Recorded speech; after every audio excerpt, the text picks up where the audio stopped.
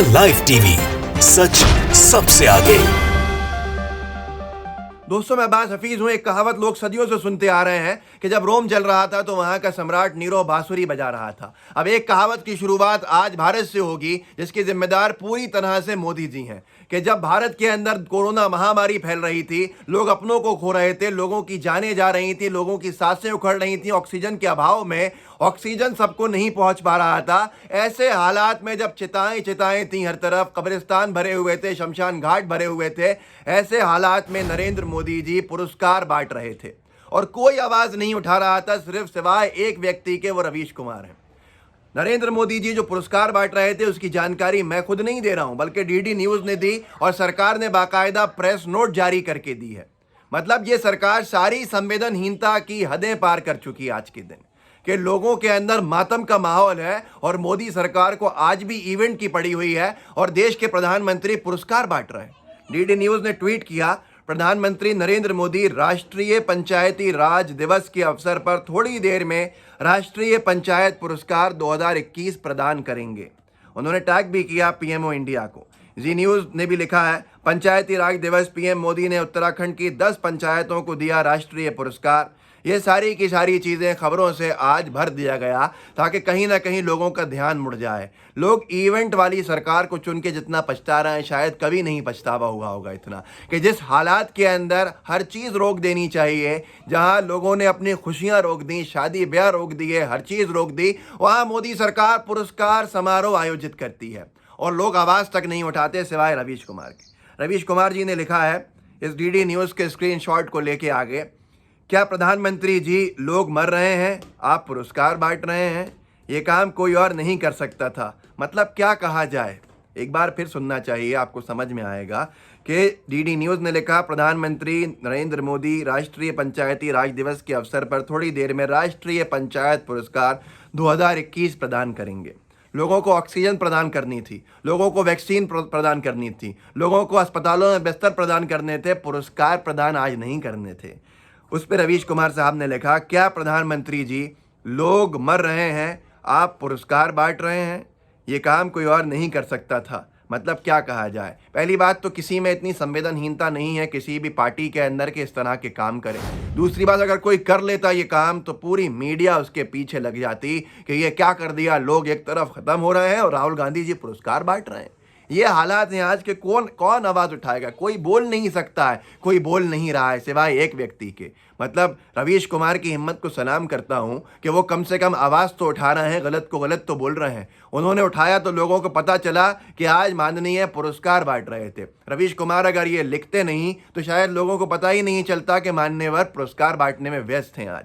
और ये उस दिन किया जा रहा है जब सारे दुनिया के रिकॉर्ड तोड़ दिए कोरोना के वायरस के संक्रमण ने। भारत के 3.5 लाख लोग संक्रमित हुए हों, छू गया हो वायरस इतने लोगों को, और कीर्तिमान स्थापित कर लिया दुनिया में इतना ख़राब कि हमने सारे देशों को पीछे छोड़ दिया और इतनी जाने जा रही हैं। ऐसे हालात के अंदर पुरस्कार बांटना है। और क्या जानते हैं आप, दुनिया क्या लिख रहा है, यहाँ की प्रेस को दबा दिया गया, यहाँ से लोगों को चुप कर दिया गया, प्रेशर डाल के उनके ऊपर दादागिरी करके। लेकिन अंतर्राष्ट्रीय मीडिया में वो थू-थू हो रही है कि जिसकी आप कल्पना नहीं कर सकते। और होगी क्यों नहीं। कोविशील्ड जो यहाँ से दूसरे देशों में जा रही है, भारत में वो 600 रुपये की बिक रही है, $8 के आसपास।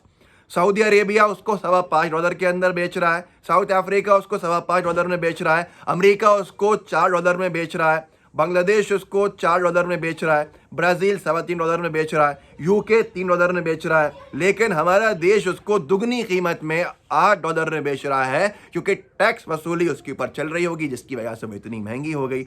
इनको लगता है बीजेपी को कि कोई कुछ नहीं कह रहा है तो लोगों को पता नहीं चलेगा। लेकिन आप जानते हैं कि अंतर्राष्ट्रीय मीडिया क्या लिख रहा है। फॉक्स न्यूज़ जो ट्रम्प की तारीफ में लिखता था अमेरिका के अंदर, उसने क्या लिखा है, अंग्रेजी में लिखा है सामने, Indian hospitals plead for oxygen, country sets corona virus record. Bharat के अस्पताल ऑक्सीजन के लिए गुहार लगा रहे हैं। भारत देश ने कोरोना वायरस का नया रिकॉर्ड स्थापित कर लिया है। ऐसे हालात के अंदर दुनिया भर के एक हिंदी का दैनिक अखबार है, जो भी है सलाम करता हूँ मैं इनको, इन्होंने लिखा, दुनिया भर के मीडिया के निशाने पर प्रधानमंत्री, सरकार की नासमझी से बड़ा कोरोना। इन्होंने बहुत सारे अखबारों का, दुनिया के जो अखबार हैं उनको लेकर लिखा है कि जिस समय पर पुरस्कार बांटा जा रहा है उत्तराखंड की पंचायतों को पुरस्कार मिल रहा है, उत्तर प्रदेश की पंचायतों को पुरस्कार मिल रहा है, स्वयं प्रधानमंत्री मोदी जी बांट रहे हैं, या तो बंगाल के चुनाव में व्यस्त हैं या पुरस्कार बांटने में व्यस्त हैं। ऐसे हालात में अंतर्राष्ट्रीय मीडिया क्या लिख रहा है कि द गार्जियन ने लिखा है, इसमें हिंदी के अखबार में लिखा है, द गार्जियन ने मुख्य समाचार में शमशान घाटों में जल रही चिताओं की ऊंची लपटों को दिखाया है। द टाइम्स लंदन ने हेडलाइन में लिखा है, दूसरी सुनामी में फंसे मोदी, हर दिन 3 लाख कोरोना मामले आ रहे हैं, सरकार ने हालात को गंभीरता को नहीं समझा और कोरोना की सुनामी खड़ी कर दी। ये कौन लिख रहा है? द टाइम्स लंदन ने लिखा है। उसके साथ साथ ग्लोबल प्रेस, जो हमेशा ब्राज़ील को निशाने पर रखता था, इस बार भारत को निशाने पर लिया है। द टाइम्स ने लिखा है कि कोरोना की दूसरी लहर ने सरकार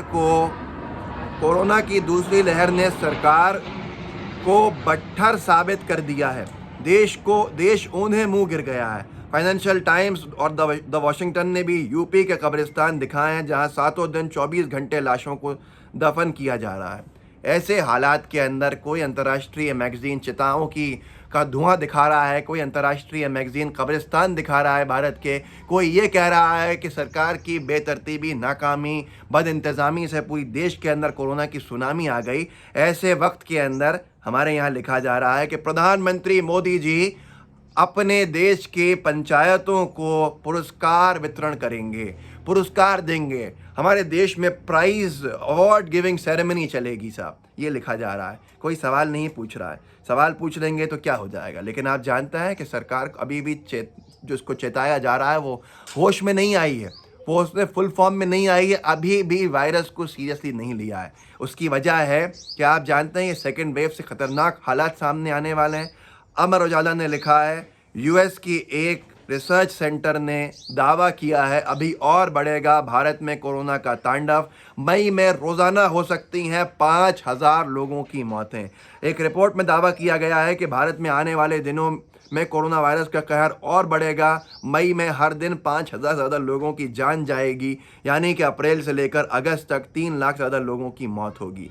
15 मई तक पीक पर होगा कोरोना संक्रमण, रोज़ाना होंगी 5600 मौतें, यूएस स्टडी में दावा। ये आज तक लिख रहा है।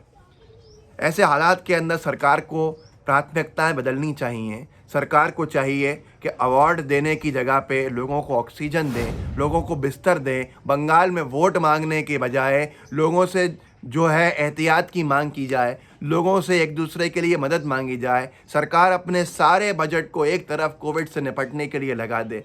इस ऐसे हालात में नई पार्लियामेंट की बिल्डिंग नहीं रोकी गई। जब लोग नहीं होंगे तो राज किस पे करेंगे? क्या आप महज 300 भाजपा के सांसद देश के अंदर बचेंगे? आप ही लोग देश को संभालेंगे तो राज किस पे करेंगे? देश ख़त्म होता हुआ दिख रहा है, लोग अपनों को खो रहे हैं। लेकिन ऐसे हालात के अंदर सरकार भी नहीं मान रही और बहुत से लोग ऐसे हैं जो ऐसे हालात में भी ब्लैक मार्केटिंग में लगे हैं। लोग ऑक्सीजन को ब्लैक कर रहे हैं, लोग रेमडेसिविर इंजेक्शन को ब्लैक में बेच रहे हैं। ये हालात जो है कल ख़त्म हो जाएंगे, ये पेंडेमिक ख़त्म हो जाएगा। शायद हम में से कुछ लोग नहीं बचेंगे, कुछ बचेंगे। शायद मैं नहीं बचूं, शायद आप नहीं बचो, शायद मैं बचूं, आप भी बचो, लेकिन बहुत सारे लोग इस दुनिया में नहीं रहेंगे। ऐसे हालात के अंदर लोगों को ये कहने का मौका ना मिले कि सरकार अवार्ड्स बांट रही थी जब कोरोना महामारी से लोग कफन बांट रहे थे, चिताओं की लकड़ी बांट रहे थे, और बहुत से लोग इस वक्त भी ब्लैक मार्केटिंग में लगे थे। होश में आइए, संवेदनशीलता लाइए अपने अंदर, कुछ ना कुछ कीजिए, लोगों की जान बचाइए। इस वीडियो को आगे बढ़ाइए, लोगों को जागरूक कीजिए, लोगों को बताइए कि क्या हो रहा है जब लोग अपनों को खो रहे हैं तो मोदी जी अवार्ड्स बांट रहे हैं और आवाज़ सिर्फ रवीश कुमार की उठ रही है। लाइव टीवी को सब्सक्राइब कीजिएगा, लाइव टीवी का बेल आइकन भी दबाइएगा। जय हिंद, जय भारत। द लाइव टीवी, सच सबसे आगे।